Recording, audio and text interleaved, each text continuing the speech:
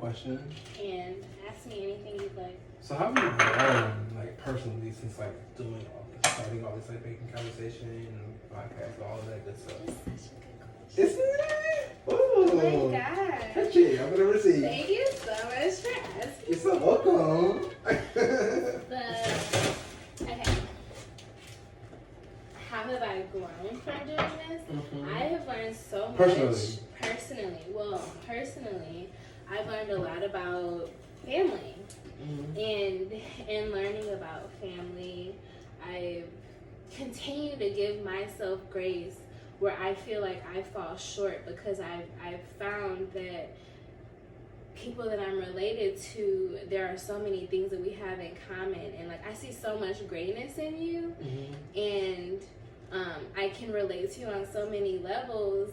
And some of those things I might beat myself up over. So much suppressed, right? Yeah, so much is suppressed, and that's not necessary. So, through conversation with family, I've learned to extend a lot of grace to myself, and it's just been really beautiful to get to know my people even better. It almost brings out that unconscious, like, suppression.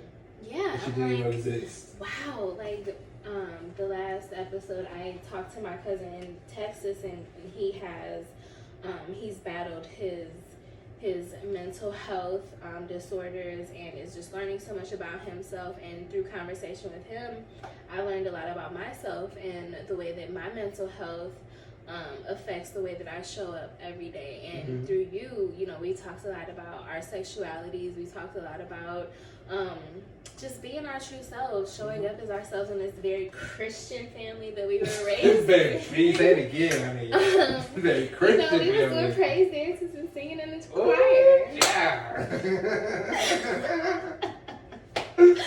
So I feel like through the conversations that I've had with various family members, I've just learned to show up more as myself every time. Unapologetically.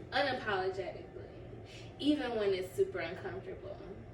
It's super uncomfortable. It is. Most of the time I feel like it's uncomfortable until after the fact, and then I look back on myself and I'm so proud of me just being myself in situations where it maybe would be easier to minimize certain parts of me, so just sometimes, like, when I'm, like, back at home, I find myself in situations where I go back to New York and Brooklyn, and I be like, I look back at the situation and I be like, oh my gosh, that was so uncomfortable. Do you forgive yourself for that? I do, because I was so unapologetically me. People don't understand that. Yeah.